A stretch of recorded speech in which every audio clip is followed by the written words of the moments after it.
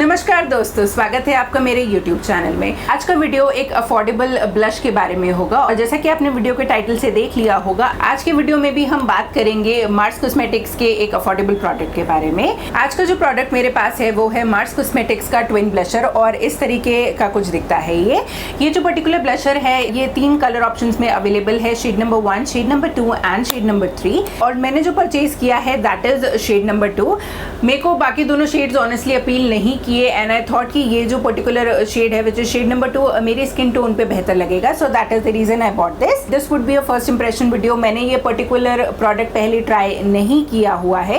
मैंने अपने one of the past halls में इसको जरूर शेयर किया था जब मैंने नायका से काफी सारे मार्स कॉस्मेटिक्स के प्रोडक्ट्स मंगाए थे, but I have not tried it on my face since then. आज की वीडियो में डेमो सेक्शन में हम सबसे पहली बार इस पर्टिकुलर प्रोडक्ट को ट्राई करेंगे।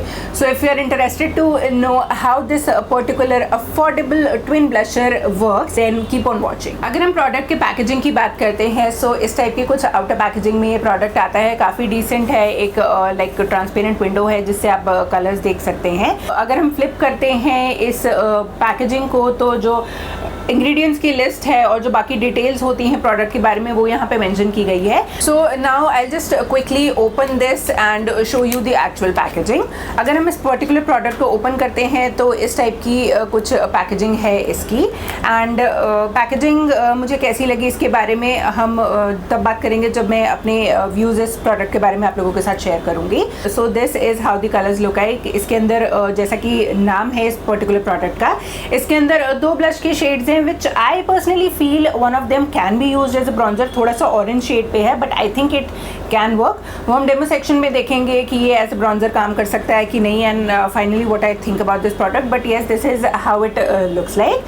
Now I'll quickly swatch both of them on my hand and उसके बाद we'll quickly try them on the face. So this is how both the colors look on the back of my hand. Now let's try these colors on the face और उसके बाद हम बात करेंगे कि मैं इस पर्टिकुलर प्रोडक्ट के बारे में क्या सोचती हूँ। सो इस पर्टिकुलर पैलेट में 2 डिफरेंट शेड्स हैं। एक शेड है पिंक का और दूसरा शेड थोड़ा ब्रॉन्जी सा है। मैंने इस वक्त क्रीम ब्लॉन्जर अप्लाई किया हुआ है।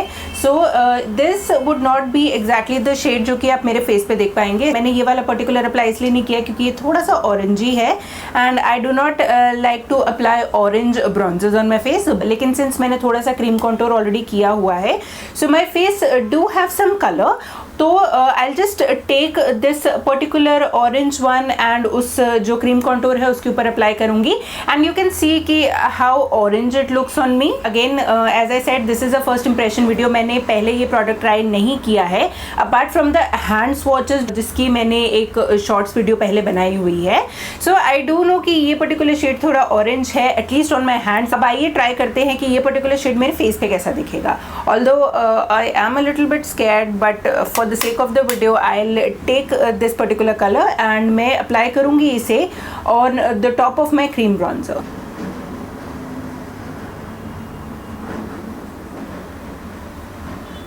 ओके, आई थिंक ये काफ़ी पिगमेंटेड है क्योंकि मेरा फेस काफ़ी ऑरेंज ऑलरेडी दिखने लगा है, बट जितना मैंने कलर लिया है उसको मैं अपने दोनों साइड के क्रीम कॉन्टोर के ऊपर अप्लाई करूँगी and I just try to blend everything.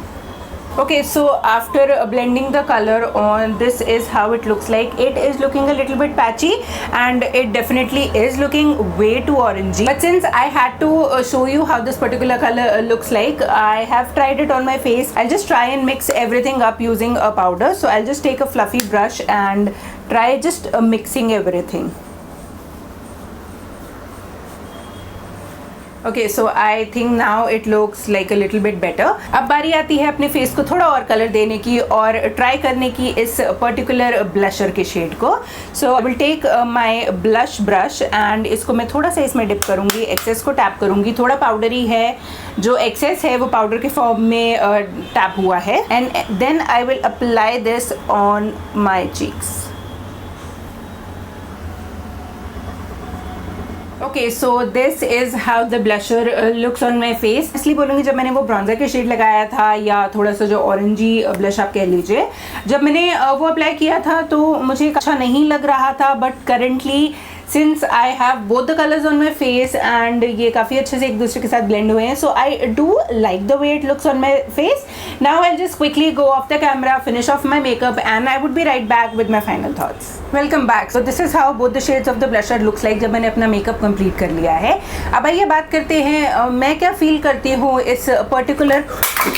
Something happened. मेरे हाथ से ये जो ब्लशर का है ये गिर गया and this is what happened. इसका जो पैन है ये इसकी मेन पैकेजिंग से सेपरेट हो गया है. So this shows how sturdy the packaging is. Although I'm very happy कि ये जो पर्टिकुलर प्रोडक्ट है ये नहीं टूटा है, बट yes definitely ये अपने पैन से अलग हो गया है and I'll just try and just insert it here ताकि मैं इसके बारे में आप लोगों के साथ बात कर पाऊँ.